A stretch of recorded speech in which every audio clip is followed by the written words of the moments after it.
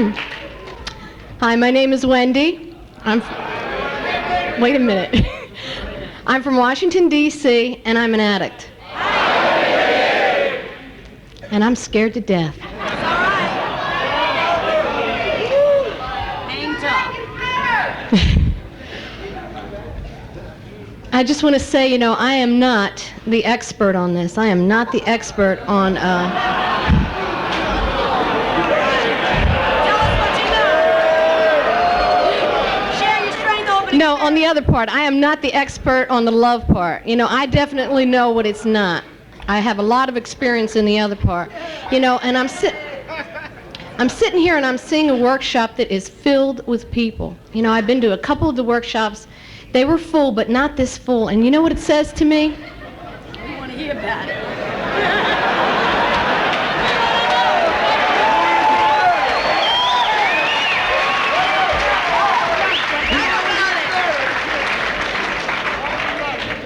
You know what it says to me?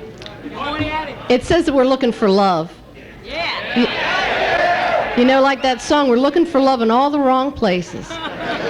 And I looked for him in a lot of the wrong places. I'm not going to go into a whole long story, but I just want to tell you a little bit about myself. I'm originally from Vineland, New Jersey, a little chicken farm town.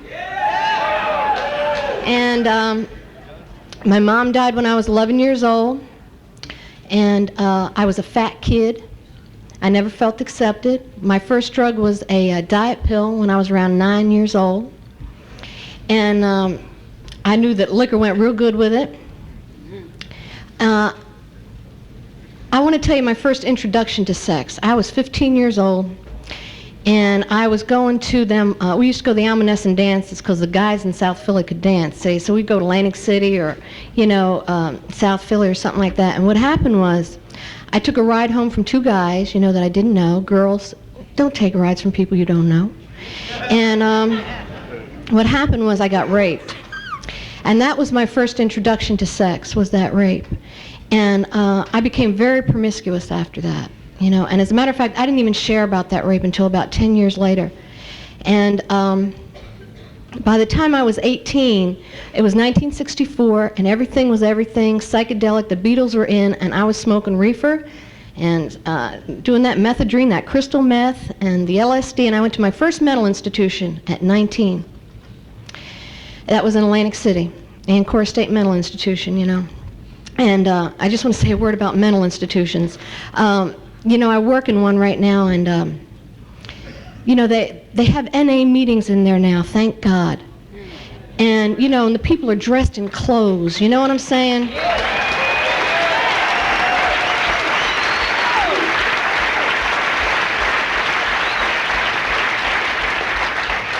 You know, but in 1964, they didn't know what to do with us dope addicts. They did not know what to do with us, so they put us in, where they put me anyway, it was in one of these closed wards.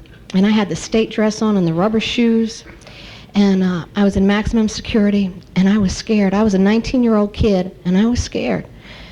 And, you know, the weight had always been the issue. I was a fat kid. I got down to like 98 pounds, you know. I got where I wanted to be, but I was crazy as hell.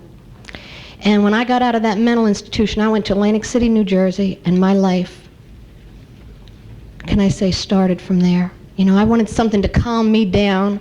I wanted something to... you know, make me feel what I wasn't, and that was usually scared, afraid, and looking to be desirable, and laying in the back seats of cars with men that were saying, I love you, and me wanting to believe it, because I wanted to be loved so bad. You know, I was an abused kid. My father knocked me around. He said, you're no good, you're fat, you're ugly, you're stupid, and I believed it. And I went everywhere I could to prove him right. He said, you're going to end up being a whore, and I thought to myself, yeah, and I'm going to be a good one. And I ended up in Atlantic City after that first mental institution, and a pimp gave me my first snort of heroin. And I got to tell you that I liked everything about it. The first time I snorted it, I liked everything. I liked the feeling and not feeling. I liked the throwing up. I liked everything about it. And, you know, I'm not going to go into the whole thing. You know how it progresses. You know how it progresses. And for me, it went into prostitution and 4 more mental institutions. One of the mental institutions that I hit was Trenton State, and they still didn't know what to do with dope things. It's like about 6 or 7 years later. And this time it wasn't speed I was on heroin. I had a 2-year run and I was sick as a dog. And they put me in this little room, you know, with no bed, no toilet, no mattress, a drain that you peed on, and they put your food, you know, underneath 3 times a day. No methadone, y'all. They were dolphins in those days, those little white pills, but they were not giving me none. And I said, God, if you get me out of this, I will never shoot dope again. Right. So what happened was I went back to Atlantic City, New Jersey, and hooked up with some of my friends and the pimps and you know, and I want to say something right now, you know. This has been the hardest thing for me to give up in recovery, is that lifestyle. I mean, I got to tell you, I really liked it. I liked them after-hour clubs. I liked the hustlers and the players and the staying up all night and the music and shaking my ass. I liked everything about that too, you know. And that was the hardest thing. That is the hardest thing to give up right now. But anyway, I went back and my cousin called me from New York and she said there's this new drug out and it's called methadone maintenance, and come to New York for a couple of months and get on methadone. It'll get your life together. And let me tell you something.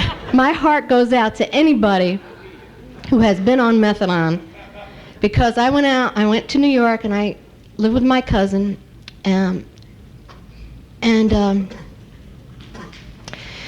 what happened was I ended up being on the Beth Israel program over there. Where's Tony? He used to be my methadone counselor. For 12 years. I was on methadone for 12 years. I was on methadone longer than I shot dope. Not used drugs, but I had shot dope. And I don't have to, you know, go with you to the details of, you know. They asked me what was I grateful for when I came into the program. Do you want to know what it was? To have a bowel movement. Anybody who's on methadone can relate to that, and the sweats, and the peeing in the bottle every day, you know, and picking up my welfare check. I was on welfare for 10 of the years, and ended up in the Salvation Army for women, Stuyvesant Square, about 2 blocks from Beth Israel, Bernstein. And my husband, who I'd met during my, let me tell you about this. This is the type of men that I meet. My husband, the first night I met him, he beat the shit out of me. I married him, I think it was like 6 weeks later. I married him. And it was 10 years of us picking up our methadone together, him beating me up, and me thinking I deserved it. All this in the name of having fun, y'all. And I ended up in the Salvation Army, and my husband came home one day and he said, look, I met somebody else. She's thinner. By the way, with the methadone, this is other great asset that it gives you. I was 200 pounds. I was 200 pounds. I had 6 teeth in my mouth. And walk into my clinic every day with my pajamas under my clothes, you know, because God forbid I had to hurry up and get home and eat the ice cream and watch the cartoons. That was my life. And my husband came home one day and he said, I found someone else, and she's thinner, and she's younger, she's prettier, and she can have my babies, and I'm gone. That was the last mental institution. That was the last one. And in fact, you know, that I'm going to go into the thing that we're going to talk about in a minute, but I want to say that pain has gotten me to where I am. You know, I'm not the type of person where they always used to say to me, Wendy, you're a nice girl, you know, you have a nice personality, you're a little overweight, but don't you want to help yourself? Don't you want to be a good person? I always thought to myself, hell no. You know, I just never wanted the things that other people seemed to want from me, but the pain is what got me to each step. And the last step for me in New York City was when me and this girl had a fist fight and she slashed my face. And I came to Washington, D.C., and I wanted a better way of life. I was tired. I was 37 years old and I was tired. I was tired of going from man to man, from drug to drug, and the emotional pain, there wasn't a Valium in the world. There wasn't a man in the world. There wasn't enough liquor in the world. There wasn't enough pimps or mental institutions that would take that pain away.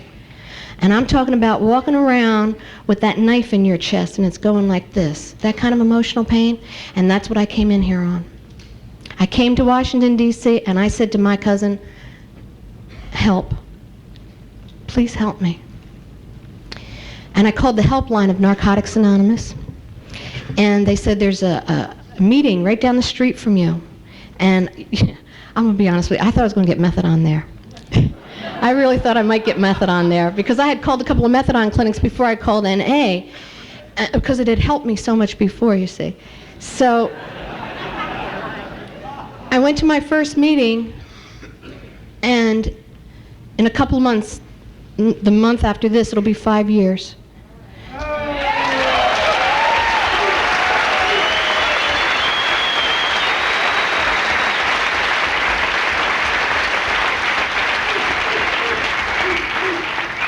It took 20 years to get here, but this little fat kid is still in here trying, you know.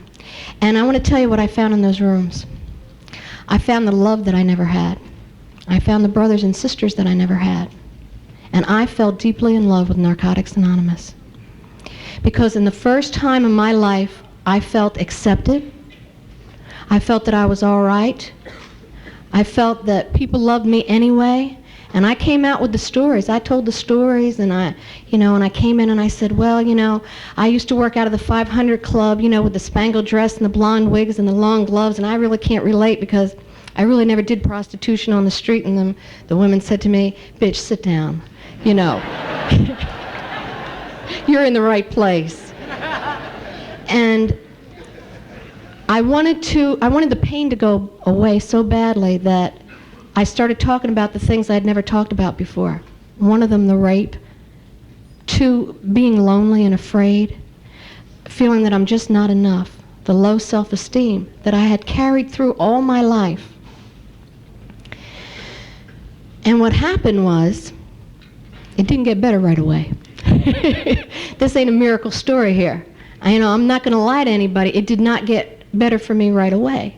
We got a little club called the Metropolis Club down in Washington, D.C. I went there every day at 12 noon and cried and talked about my crap. I'm trying not to curse. How am I doing? And I went to women's meetings. You know, I talked to the ladies a lot. I went to women's raps. They had one up at Howard. I ended up being the chairperson over there. And what happened was they accepted me. They put their arms out to me. You know, and they said, it's all right. And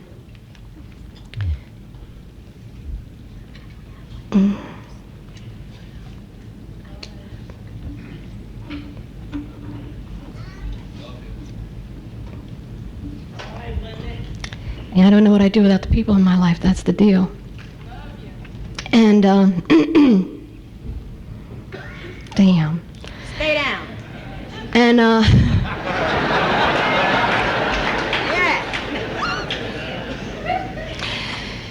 and the pain started going away little at a time. It started going away little at a time, and what happened was I really got involved with Narcotics Anonymous. They told me no relationships for the first year. That's what they said, right? Okay. So what that said to me was no sex, because I didn't know one from the other. I mean, I would meet a guy in the bar and I'd say, you want to come home with me? And if it was real good, I'd say, you want to move in? I mean, that was my dating. I don't know. I don't know relationships.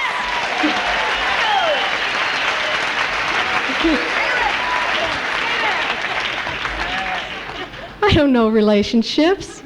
So they said, I'm going to be graphic too. They said no relationship, so I thought it to mean no sex. So listen to this. I waited 8 months. I waited 8 months. It was me and the vibrator, y'all.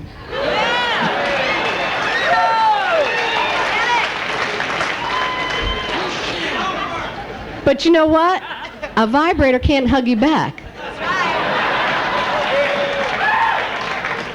And I got lonely. So I said, well, I'm coming up on a year, and you know, people care about me, and I'm starting to sponsor people. And I did get involved with service. I want to just put a plug in for service, because that really, really did help me in the beginning. Christ, you know, really. Oh.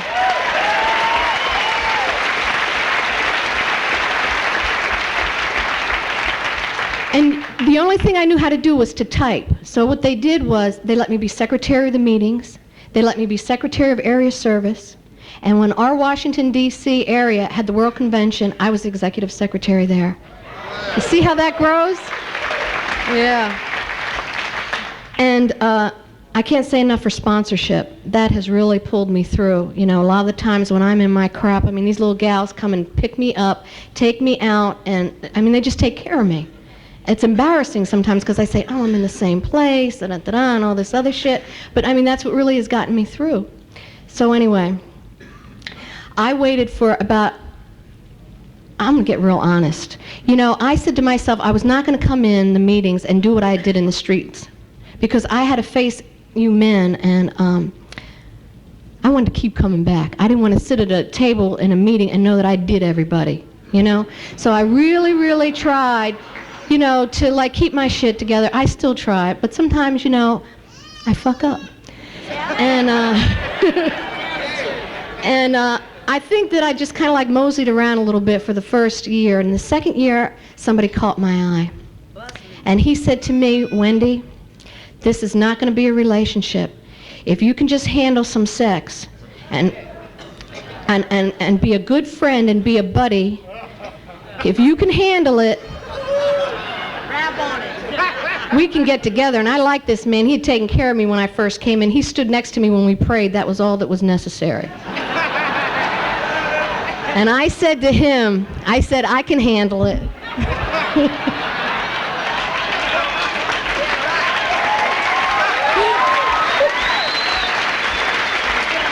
Oh, God. I hope he doesn't hear this tape. I don't give a shit.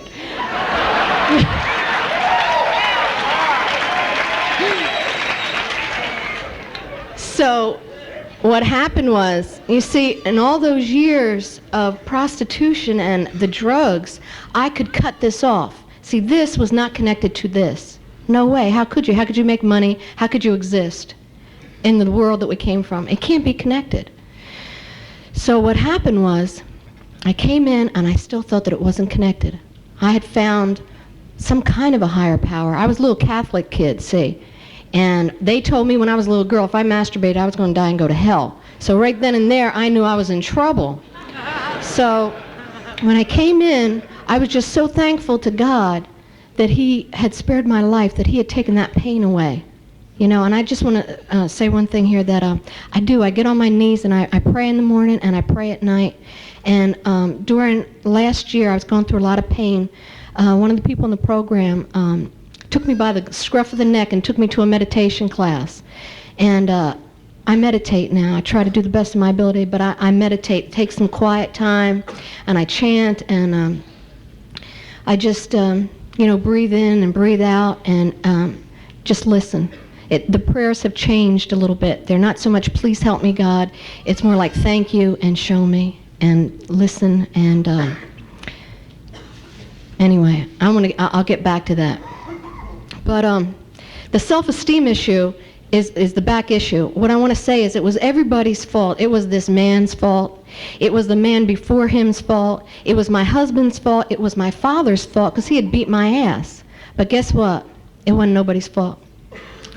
It wasn't you men. It wasn't that at all. You know, it was that I wasn't working on myself. It was that I would use everything that I could not to deal with my shit, and I still do. You know, before it was drugs and alcohol. Since I got clean, it has been men and food, you know. And, you know, the food, that got tired, you know. And so I joined a gym and another 12-step program, you know, because I'm a compulsive overeater. Now, what do we do about the men?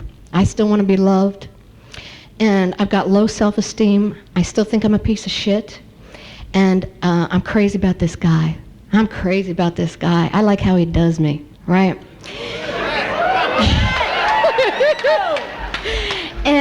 And he don't want a relationship, and he's very honest, see? And I'm at these dances, and I'm seeing him leave, you know, and it's killing me, you know? But what I'm not letting go of is the control. The control that you can't make nobody love you that don't love you.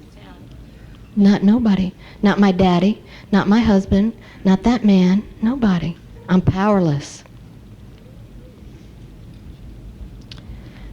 Now, where do I go from there? I'm powerless. The thing is, you know, I just want to say this thing. My voyage continues. I believe that this is a process. And when I was telling you about my God, when my God changes, I change. It used to be that little Catholic God that beat the hell out of me, or when I was a good girl, he has that scorecard. And recently, he ain't beating me up so much, and I'm trying not to beat myself up so much, because when I beat myself up, it continues with food and bad company and whatever. But I'm talking about that meditation, that quiet time, when it's a Saturday night, and I'm by myself in my apartment. By the way, I've lived by myself for 4 years. And I'm lonely sometimes. Hey, nobody's beating down my door, and I get lonely, and I get the old vibrator out sometimes, and I go back to bad relationships. I fuck up, y'all. I do, you know. And when they said, Wendy, we'd like you to speak, they called me here. They said, send a tape. Look at what they picked me for, you know. I want to do it because I don't think that anybody in this particular love thing has it down. I think that it's a growing process. You know, and I definitely don't have it down, is what I'm trying to say. I'm learning and I'm growing. I hope I'm growing, you know. I'm going to be even more honest with you. When they told me I was going to get this workshop, I broke off with a bad relationship. Not this same guy, by the way. I got through that. Fourth step, meditation class, staying out of the same meetings, and loving myself. I got out of that. I got into another relationship about 3 or 4 months later, somebody not in the program, somebody that doesn't drink and drug, but different issues right now, just not for me maybe, okay? And I had broken off with that relationship, and I was celibate for 4.5 months, and I wanted to come to this workshop and say, don't fuck.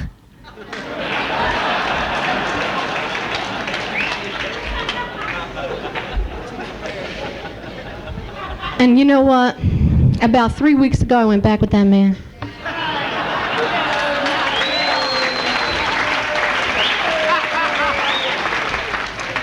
I'm not saying that that's the love of my life, but what I'm saying is I'm human, you know, and I think that we do what we do till we can't do it no more.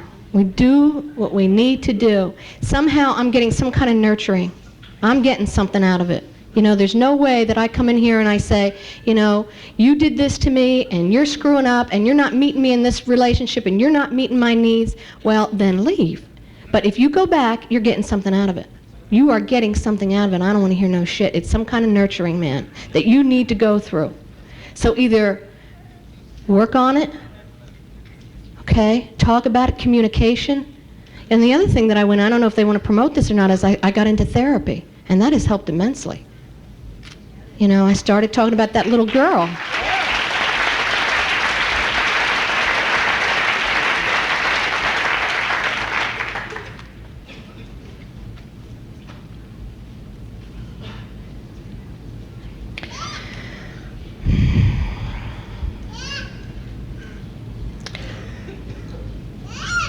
I'm seeing the room filling up, you know. I think that I want to open it up, but I just want to say this one thing, you know. I asked somebody, I just want to say this one thing too. I said to somebody, how do you love? Like, what's going on in your life? And they said, after the lust is gone, after that frenzy, you know, that good shit in the beginning, if you're still together, that might be love. That might be love. And you want to know what else is love? When my girlfriend comes over and she takes care of me when I'm sick, when I first got out of the hospital and cooked me dinner, when they pick me up and take me to a movie, when a guy gives me a ride home with no strings attached, and it's possible. We got some nice men in D.C. now. I mean, I can't complain. I've met some really nice gentlemen. And I think that, and there's some slime balls too.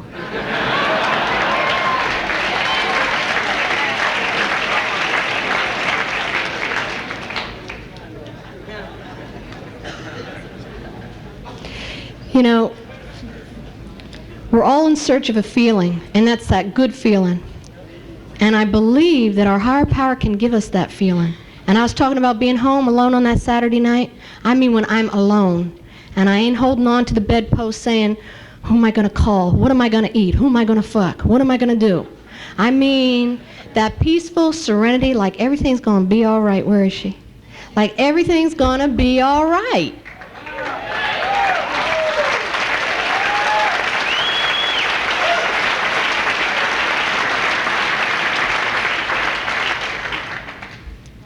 And I believe that it's going to be. One day at a time. Narcotics Anonymous. Thank you for listening to me.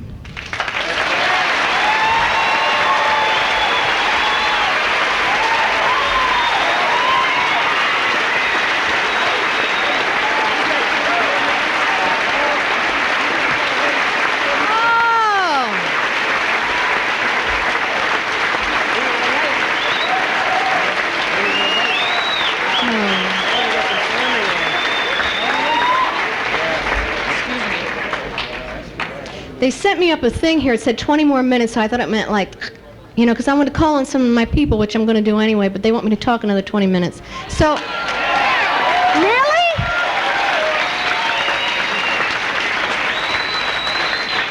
I know what y'all want to talk about.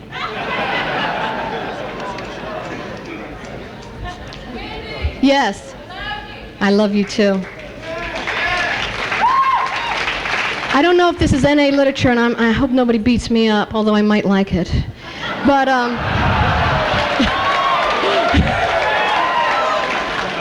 but somebody gave this to me before I left D.C. Can I just read it for you? Yeah. Thank you. It says, I walk down the street. There is a deep hole in the sidewalk. I fall in. Oh, you heard it.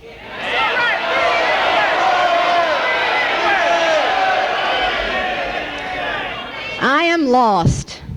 I am helpless. It isn't my fault. It takes forever to find a way out.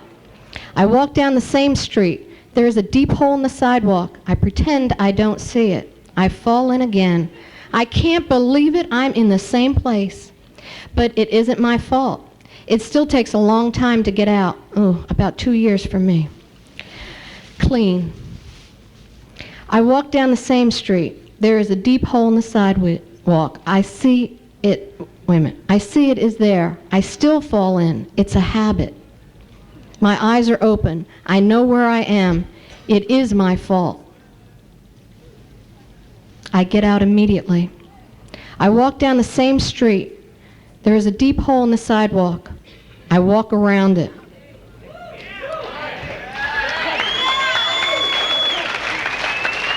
I walk down another street.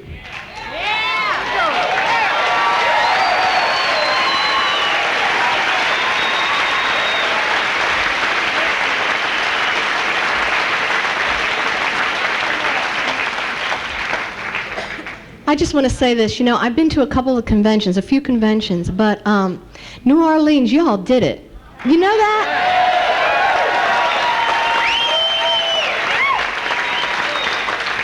Everybody is so friendly. I mean, it is really Southern hospitality. I can't tell you what a good time I've been having. You know, the fellowship and the meetings, it's wonderful. And Bourbon Street right down there feeds all my sicknesses.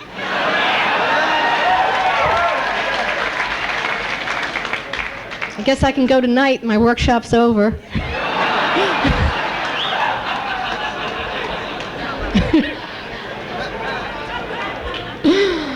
You know what? If I could just have one message, instead of loving each other, love yourself. Love yourself.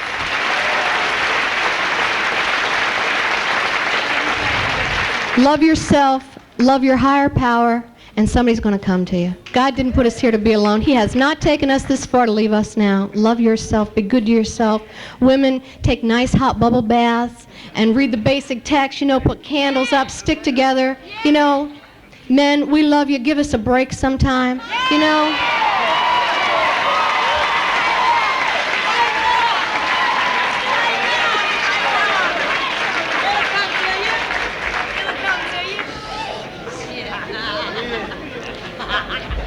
You know, I have always been afraid, you know, that I wasn't accepted and that I wasn't enough. And, you know, right now, looking in your faces, I feel absolutely enough. I really do. I feel acceptance. I feel love. I feel grace. I feel the God of my understanding. I'm going to start calling on people. Please grace me. I'd like to start with my best friend. Billy, would you come up? Thank you.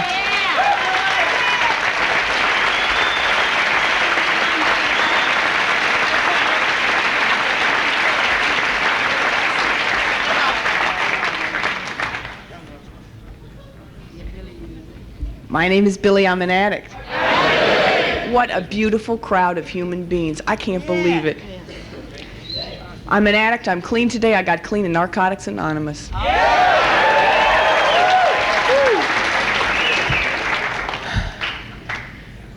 Wendy said it all. I'm even more of a wuss than she is with the sex thing, so I don't know what I'm doing up here. When I have sex, I'm in love. If it's good sex, it's true love. Simple as that. You're in the right place. The thing about me and her and the bond that we have and the bond that we share with other women, this particular year, we bled together. We got in the trenches, rolled our sleeves up, because you tell me who knows a whole lot about human relationships. Our sponsors, please, Mary. Please. It's the last frontier of human existence. You know what I mean? We're in it together in the trenches, and we do it one day at a time, the best that we can, and the main thing is we remain honest. I got in a very unhealthy, emotionally imbalanced, irresponsible kind of relationship this year. Ow!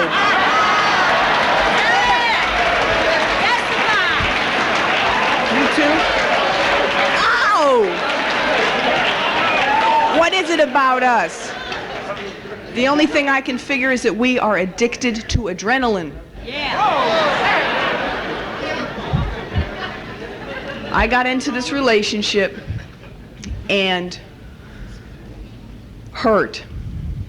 I learned about what it was to become an open-hearted lover. I abandoned myself because I was so afraid that this other person was going to abandon me first. This is how it goes. Hi, come on in. What's your name? You say you don't know much about yourself or the world and you're not really honest, and you have a tendency to use people. Have a seat. You're just my type. Come on. Every other relationships, this is how it goes for me. And then I proceed to give it away, me. You like sex? Take it. I love sex. Stay down, Billy. And then once we do that, take my heart. I've got a big heart. I got enough for you. Take it. And after the heart goes, take my brain, because I ain't using it anyway. Shit!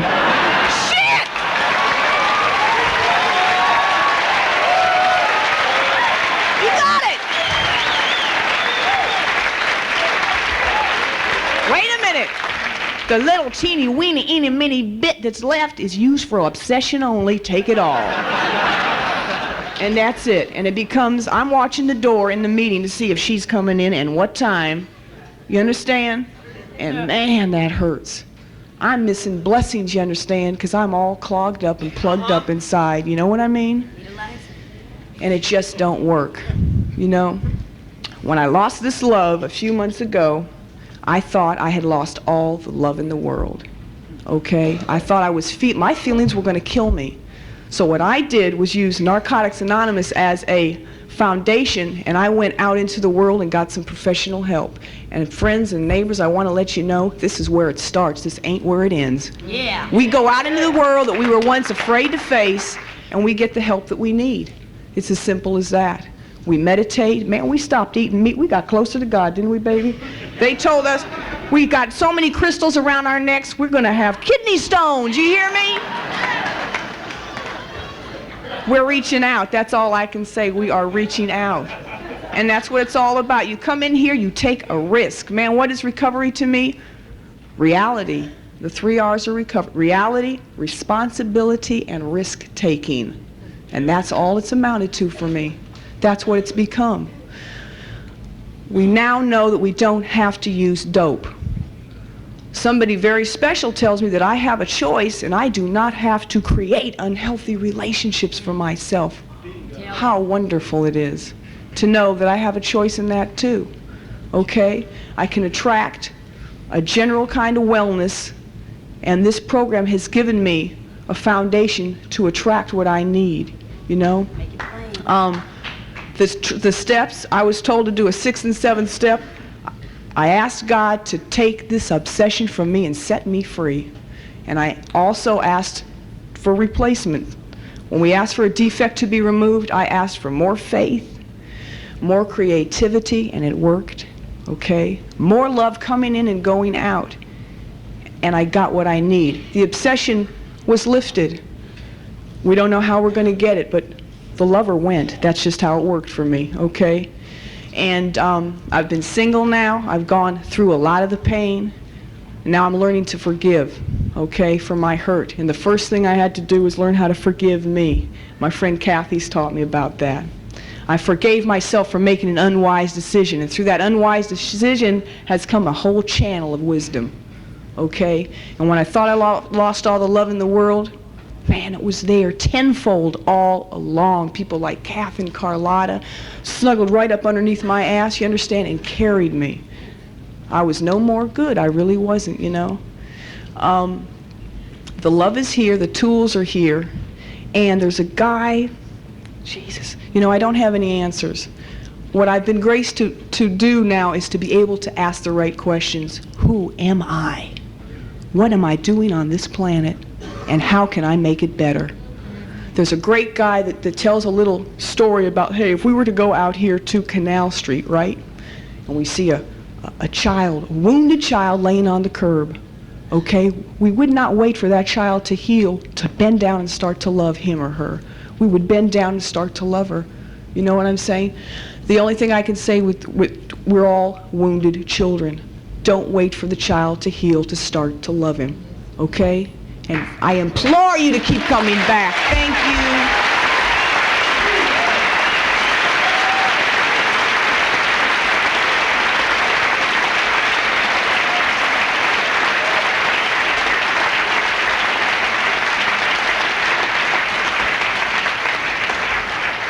I want to hear from some of the men.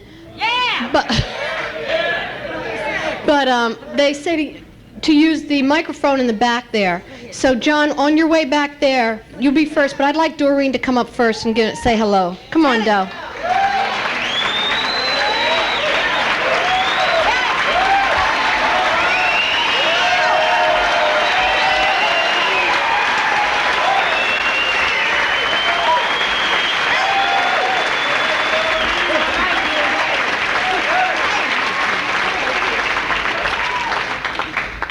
Ooh, what's love got to do with it? I see y'all got the wrong person up here talking about that love and lust thing. Because the mother ain't had none in 10 years. And the mother's been so hard working on mother, trying to love mother, I ain't had nothing to give. But I'm going to tell you, you kids have really helped me with this love and lust thing. And I think I'm one of the few that told us they got a store in Washington, D.C., where they sell all the porno books and everything. And I will advise you to get you some little gadgets or so.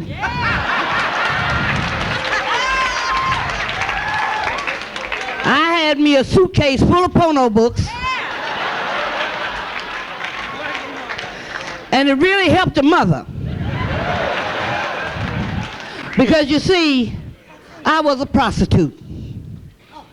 I was a prostitute. I did not care anything about me or my body or what was done to it.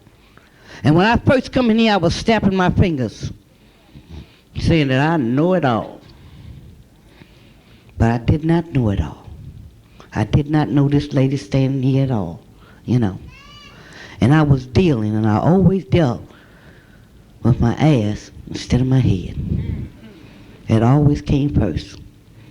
And I never could conceive me being without a man. You know, I didn't know how to have a relationship with a man. If you touch me, I will. Oh, my God. And when all the hugs that you put in here now, it's so misinterpreted, you know, oh, my God, I could just melt in the arms. But I had to learn how to be a friend to the opposite sex. And I had to learn that this mother was a beautiful woman who was capable of giving as well as receiving and deserving of the love that I get today. So I had to learn how to first love Doreen. And they tell me you can't give nothing you ain't got to get. And I found out that I wasn't such a hot tomato after all. So now, I told y'all about my husband yesterday. He's 62 and I'm 52. And when the mother get a pat, woo, that's all right. Because I ain't in no shape for the lust and the love, honey. I think it's so, you wait till you get married. I think it's so nasty to stick your tongue in somebody's mouth. That's the nastiest shit I ever seen. No,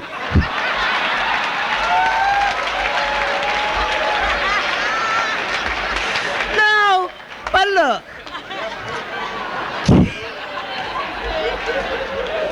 But you kids have fun. Have fun.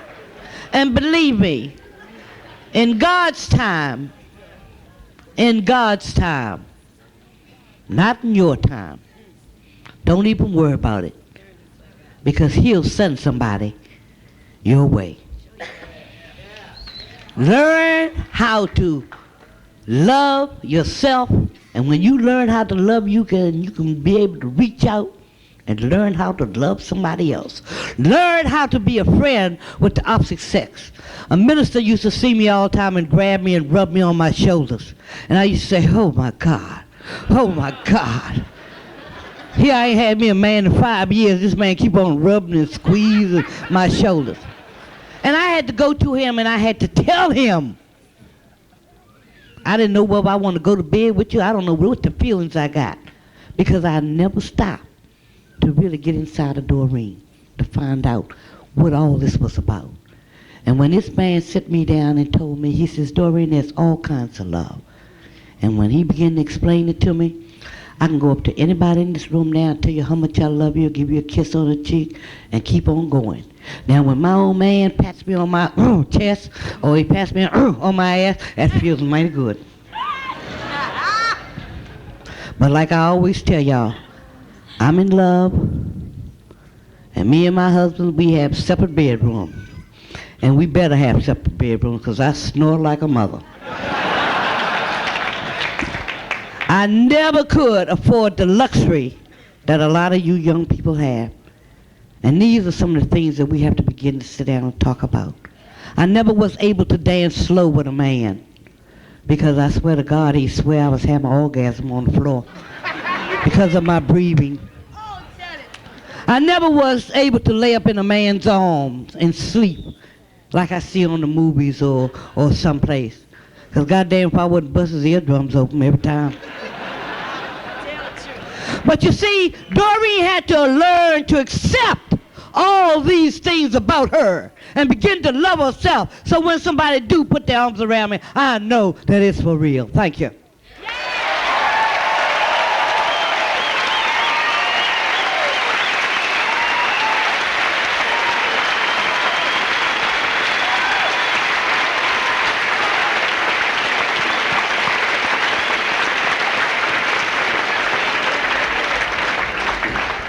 Do we have some great people in Washington, D.C. or what? Yeah. Please come and see us. John, you're next. And would you bring the mic out when you come? Bring it where? In the middle of the floor, he said. Right?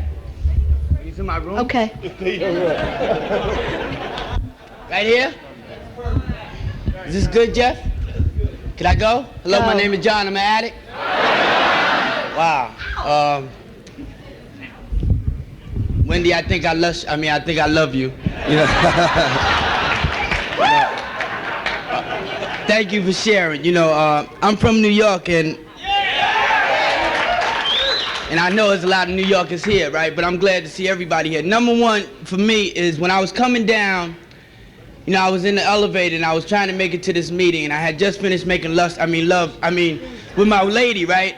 We was in the room, rather, right? So I'm coming down here to figure out what meeting I'm gonna go to, and of course, I ended up in here. And one of the things that you were saying, I'm real nervous, right? It's like so many people watch me, look at that way, you know.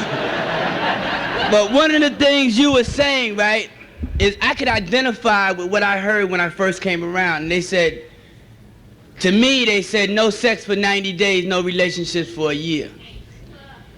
And of course, today y'all broke it down. There's no sex for 9 days, no relationship for a month, you know. But y'all keep coming, you know, because I'm going to keep coming. But one of the things that happened was, when I first came around,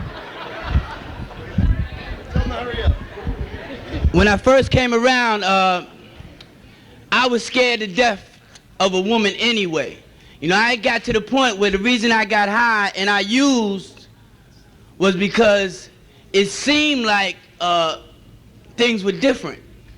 It seemed like everything lasted longer, was better, larger. I don't know, you know, it just seemed that way when I was high, you know. And when I put the drug down, I was scared to death to do anything, you know. And it was only till I came in here that I got that instant hope when I hit the room, you know, and it told me that it's gonna be all right. I seen people smiling, I seen people with the smiles that said that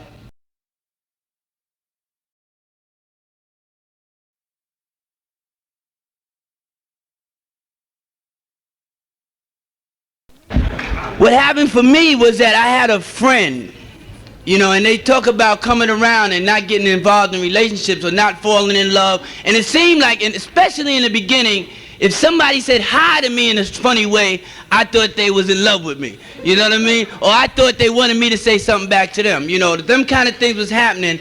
I was so sensitive that if you looked at me for more than 2 minutes, I said, yeah, something's going on. You know, and this was all my thinking. You know, all my thinking was like out of whack. And what happened was, I had this girl and we was around the same amount of time. We had the same amount of clean time.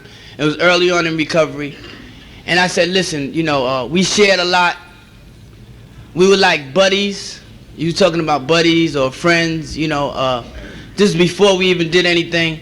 And I said, listen, this is just a friendship. And even though I was lusting after her and she was lusting after me, we never made that move.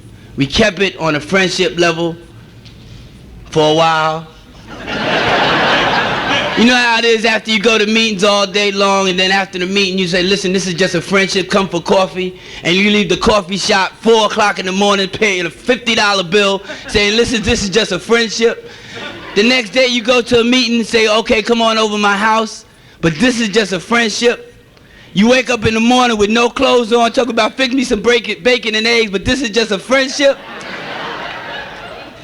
The next day you talk about lend me $100, but this is just a friendship, you know. I was at a meeting one time sharing, and a friend of mine came up to me and said, listen, I got to talk to you about your relationship. I said, what relationship?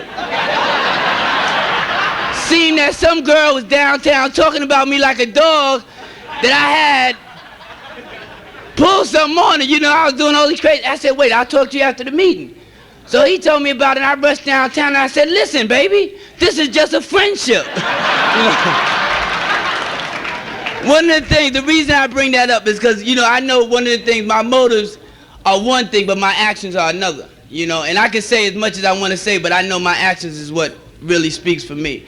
You know, today, I'm in a relationship, right, and it was a lust, you know, in this lustful atmosphere of recovery.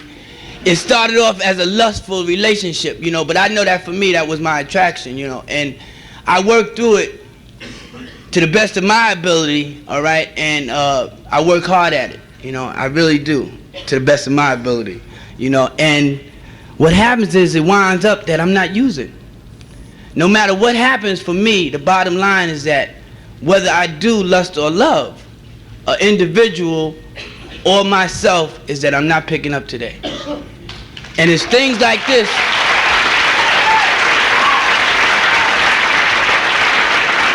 You know, it's things like this that tell me that no matter what, I'm gonna learn how to live this thing called recovery. I'm going to learn how to be comfortable in my own self. I'm going to learn how to treat another human being with respect, with some kindness, with some love, you know. I'm going to have to learn how to receive that myself, because my self-esteem was low also when I came in to none, you know, and I didn't think I belonged. You know, I just felt that I didn't fit in. Today I know I do. Today I know that I'm blessed to be in a room full of people that want to do something about their life, that want to do something about their lust, you know what I mean? That want to do something about this thing called love, you know, because I know this is a fellowship of love. You know, but just to show you the confusion state of mind that I'm in, I want to tell you the story that I heard, and then I'm going to sit down, right? And it was about this woman, and she was in recovery, and she was like, heard that slogan, no sex for 90 days, no relationships for a year, and she was staying pretty cool. And she went out one time after a meeting, and she was walking through the zoo. And as she walking through the zoo, she got up to the lion's cage, right? And when she got up to the lion's cage, she started roaring like a lion, and the lion just looked at her and didn't do nothing, right? She said, boring animal, right? And kept on walking, and she got up to the giraffe's cage. And when she got up to the giraffe's cage, she started stretching her neck like a giraffe. But the giraffe just looked at her and didn't do nothing, right? She said, boring animal, right? And she kept on walking, and she finally got up to the gorilla's cage. And when she got up to the gorilla's cage, she started going like this, hoo, hoo, hoo, right? And the gorilla saying, hoo, hoo, hoo. So she was amazed. So she really got into it, you know? She said, hoo, hoo, hoo, but she didn't know what she was doing. She was making the gorilla mating call. And the gorilla ripped the cage open and grabbed her in there and started making love to her all over the place. Turned her over, licked her all over. She's screaming like crazy for 3 hours. 3 hours gone by, the zookeeper finally rushes her in there, grabs her out of there, and rushes up to the hospital. And she laid up in the hospital for 2 weeks. And all her girlfriends decided to go visit her. And when they got up to the hospital, they asked her how she felt. She said, how do I feel? How would you feel? He hasn't called, he hasn't written.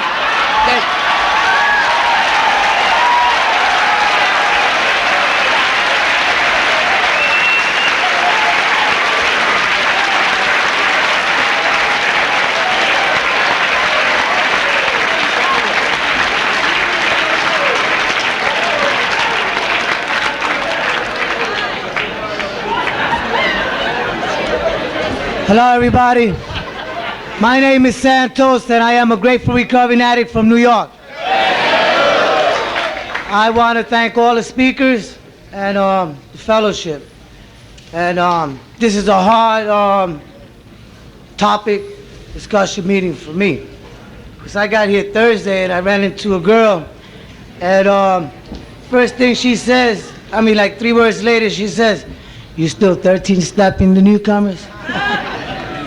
And I said, yeah. You know, I said yeah because I didn't appreciate it. I said, here, take that. You know, yeah, bye. You know, and it's taken me a long time to get here. You know, and I've heard of what I got to share. I've learned in these rooms. You know, love isn't from the waist down. And it took me a long time for that to set in. And yeah, I came in and I used the women. I 13-stepped them. Women are vulnerable when they come in. They're easy to con, manipulate to your advantage. And I did it. I did it for a long time. And I didn't feel good about it 2 years later. I didn't know what I was doing. I came here very sick. And I have forgiven myself about that. The longest relationship I've been in,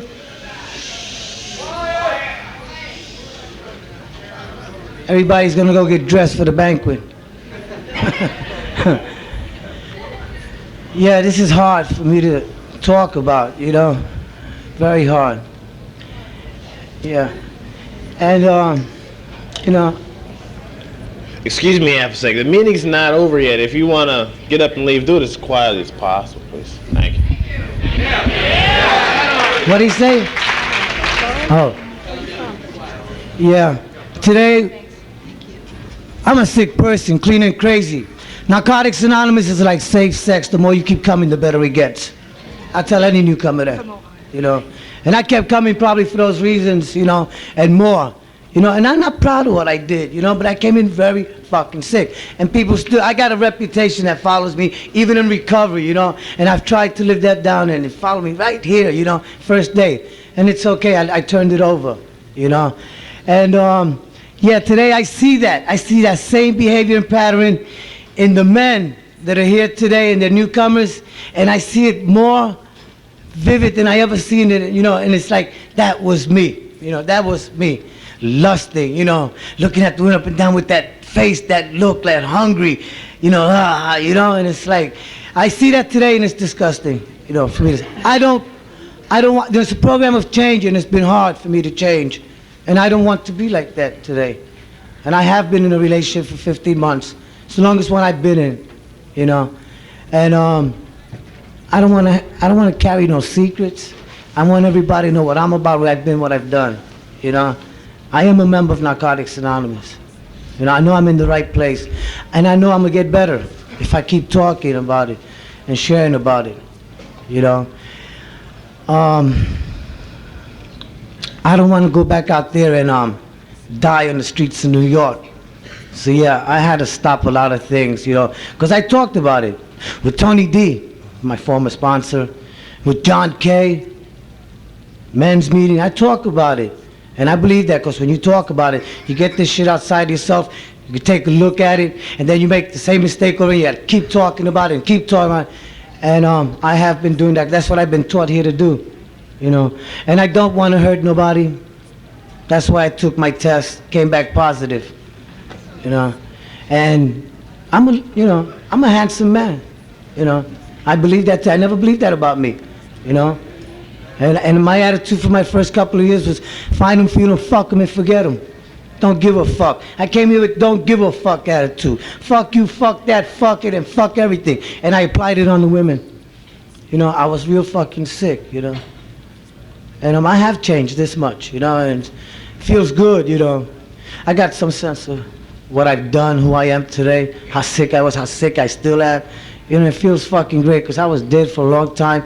I felt like shit all my life, you know. Over 50 arrests, you know, taken from there, you know. I lived like an animal. I reached that animalistic level, you know. It's taken me a long time to love myself. See, I didn't love nobody, because I didn't love myself.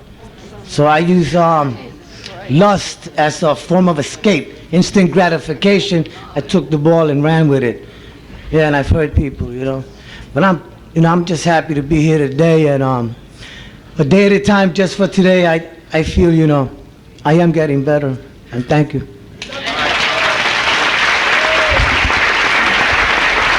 Okay, excuse me just 1 minute, okay? The workshop is still going on, although a lot of people are leaving, you know what I mean? Now, if you want to speak, you know, get in the line, and if y'all want to leave kind of quiet. And the thing that they ask you to do is it's just going to go till 4:30 to like kind of keep the comments down, the profanity down. And I want one last favor, please. You know, just bear with me. You know, they say when a thoroughbred, you know, races and racehorses and stuff, they have a little pony that runs alongside of them that stops them from having like anxiety and stuff. And I got a girlfriend that has given me massages, got me to stop eating sugar, eat brown rice and vegetables, and she loves me. Can she please say a few words before we go any further? Just do me that. Come on, Kath. Thanks a lot. The rest, just get in line, and whoever wants down there, whoever wants to speak can speak, okay? And we're going to go to 4:30.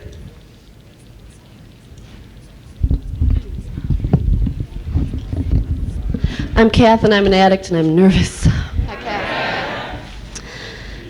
God, Wendy, I love you so much, and Billy, I mean, I live in Washington, D.C. Can you believe these women that I live with and go to meetings with every day? It's really amazing. I feel very blessed, and I mean, you know, they told me my first day in Brooklyn, when I got clean in Brooklyn, last October 20th, to stick with the women, you know. Women stick with the women, you know. I don't know a lot about men. I never did, and I still don't know. It totally baffles me how you think, how you feel or don't feel, you know, and you know, just the way that we have been brought up in our society, you know, is sick. It's really sick. You know, and love and sex is a beautiful thing, and I'm trying to let that in my life today. Because I also was a Catholic girl. You know, I'm also a recovering Catholic, you know what I mean?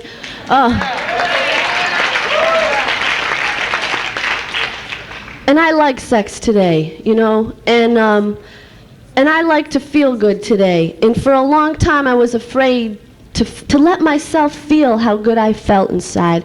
And this program has brought me such beauty and such strength and such beautiful women and men today, you know. And for a long time, you know, I think I did drugs because I couldn't deal with how the world was. I couldn't deal with the oppression of women. I couldn't deal with the sexism. I couldn't deal with the violence, you know, and I still can't.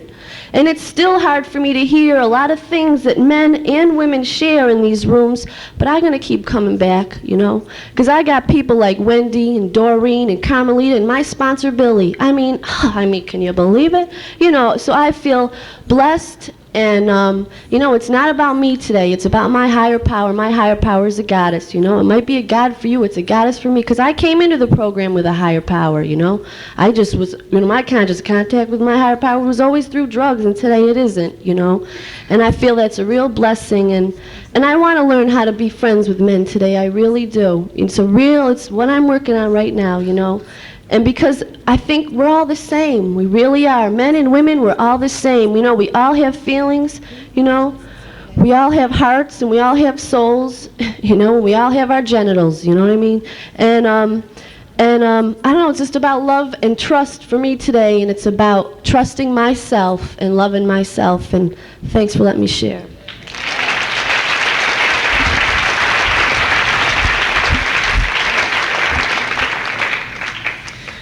Hi, my name is Leslie, and I'm an addict from Brooklyn, New York. I'm really glad to be here. You know, about a year ago, I just had gone through a divorce. My husband, he married my best friend, and, you know, that was really painful for me, you know, to know that two people that I cared about, you know, didn't give a shit about me and stabbed me in the back. And, you know, it was really painful. You know, the first thing I tried to do was get out of myself. You know, I would look for anybody to make me happy, and just to also prove to my ex-husband that, look, I'm not alone. I would take anybody and put them on my arm just to walk down the block to show you, look, see, I'm not alone, you know? And, like, it was insane because it got, like, sex became like sport fucking, you know? And all I did was have men on my arm, and I was miserable. I didn't even want them. I just didn't want to be alone. And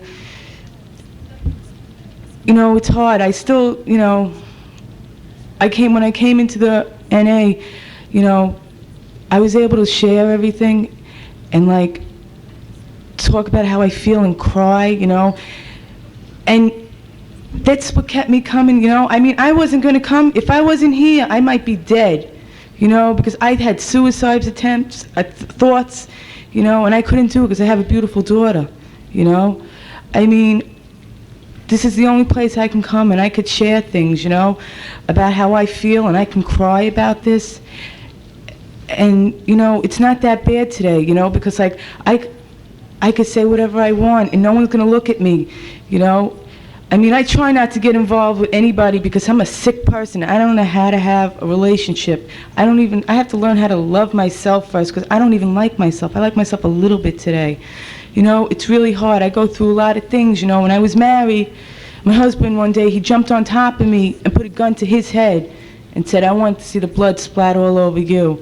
You know, he had me arrested, and I got to look at it like he had me in jail for 4 days. He doesn't love me. He couldn't give a shit about me, and that hurts. It really hurts to think that somebody would do something. But by coming here and talking to women, coming here, I met women, and it's like I didn't want to know anything from women, you know, because, like, of what happened. And, you know, I go to women's meetings and I have friends, and it's nice, you know, it's really good because, like, I thought I wasn't going to get close to anybody or let anybody in again. You know, I just keep coming, and, like, I'm here because I share what I feel. You know, if I sat there and I didn't share my pain and cry, I wouldn't be here. You know, I just want to thank everybody. Thanks.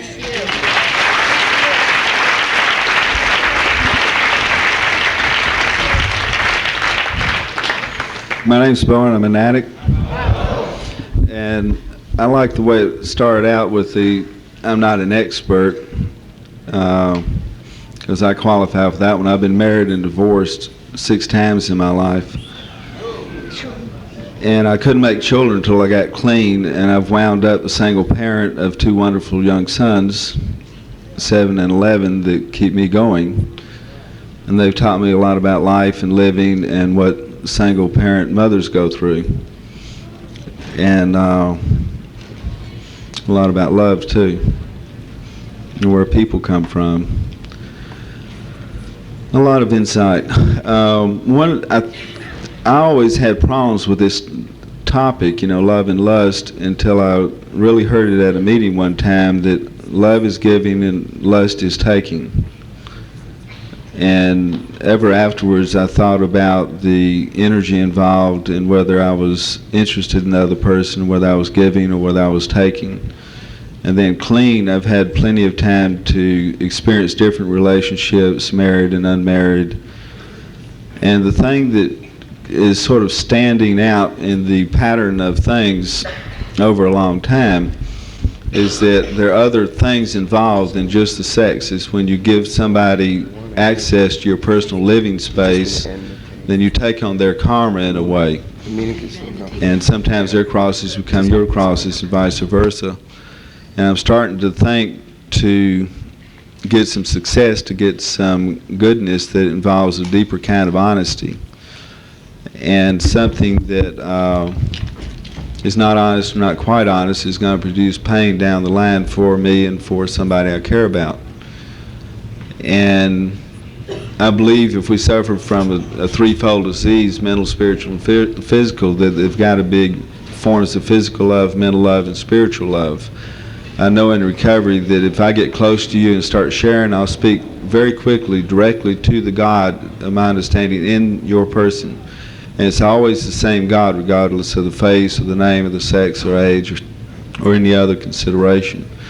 And in the times that I've had a deep spiritual relationship and it's gone sexual, that a lot of times it brings energy down, not up. And sometimes it breaks the potential for the spiritual relationship. And I've had the opposite happen, where it would start out in bed and then just grow into a tremendous friendship that endures to this day, and I suppose for the rest of my life clean. And you know, there was an old saying from the old weirdo books that a lot of things that seem sweet in the beginning turn bitter in time, and a lot of things that seem bitter in the beginning turn sweet. And one other thing, because I've been clean and I've been your servant on many occasions, and I've seen a lot of unspeakable topics become addressable in writing. And I want to encourage some of you folks, you know, it won't be approved NA literature until you all get together, discuss it, find the answers and write them down and discuss them and write them down some more and work it all out. But this is your program, and you have got some tremendous servants that will write down what you tell them what to do, so that our pain and what we've gone through can benefit others. And of course, in the process, you benefit also. And I know that a lot of the thing that's attracted me and held me with Narcotics Anonymous is that it's not spiritual theory here that counts, it's spiritual application. Because if it doesn't work, we die. And I think any goal is achievable if we start getting that common spirit going and saying, yeah, we can take this forever if we want to. Do we want to? Do we have to? Is there something we can do to help ourselves and help others? And you start praying for strength and guidance, and the answers start coming. And I noticed also that these workshops on sex or love and lust or whatever are very large. That means that we hurt a lot in these areas. And it's only the fear that holds us back. It's only the fear that keeps us from coming out in the open and discussing things. I too feel like one of the big answers in that nurturing that you were talking about, because I'm also a creature. I've been clean a while. Y'all have been, recovery's been great to me. But I'm also this little human being that's wondering what in the hell to do with himself. And looking for my answers, you know, where I fit in the world. And, you know, that's it. I'm glad I got to be here and learn the things I learned today. Thank you.